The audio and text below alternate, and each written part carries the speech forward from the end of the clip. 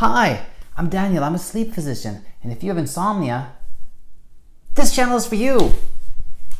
Nice seeing you back. If you're new to the channel, I hope you find something of interest. Today, as promised, we are going to talk about fatal familial insomnia and sporadic familial insomnia.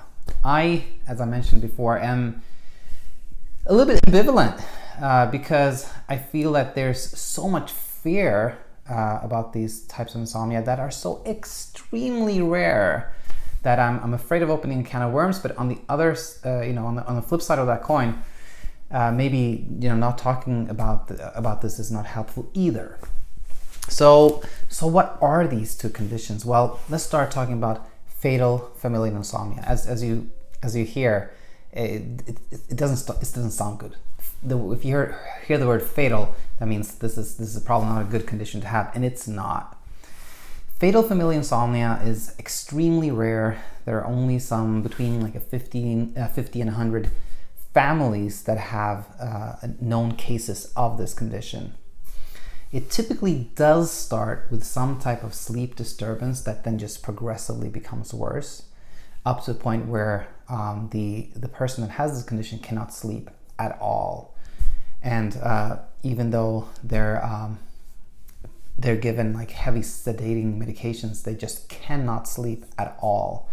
Now, pretty early though in the disease progression, there are other symptoms, neurological symptoms. For example, difficulties with coordination, difficulties with like sphincter control. I mean, you can't, bladder and bowel control is disrupted. Cognitive impairment, like difficulties with memory and cognition generally. And it is a deadly condition, and there's no treatment. But I think the take-home message when it comes to fatal familial insomnia is, of course, it's very rare. But secondly, these are cases that are clustered in families. So, again, I can't give you medical advice. This is just kind of general information I'm sharing. But it would be exceedingly uncommon, to have this condition without having a family member that has it. It's clustered in families. So if somebody has fatal familial insomnia, they probably know of a family member that has probably died from this condition. Now, one of the reasons I'm talking about this is that on Reddit, this huge discussion message board, if you will, has a subgroup for people with insomnia, and every week I see people that are asking about the other form, the sporadic fatal insomnia. So the sporadic fatal insomnia, SFI, as it's also known, is not a familial condition. It is kind of a random case that is similar. It is extremely rare. I got all the information for this little video here from a review that was published in 2018. It's in a textbook, and as of the writing, there were 32 cases worldwide. That tells you something about how uncommon it is. 32 cases worldwide.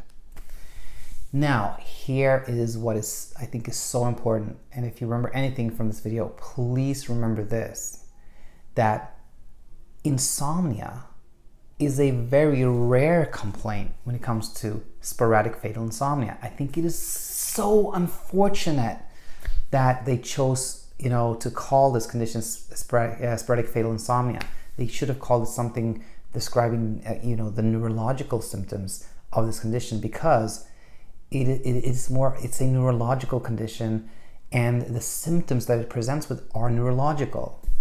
They include things like difficulty with coordination, again, difficulty with like autonomic regulation, meaning your blood pressure may swing, you may have a kind of unexplained high or low body temperature, cognitive decline as well. And again, insomnia is actually not a common complaint among people with sporadic fatal insomnia. So I think that is very, again, important to know that for this condition, it's a neurological condition which starts with neurological symptoms.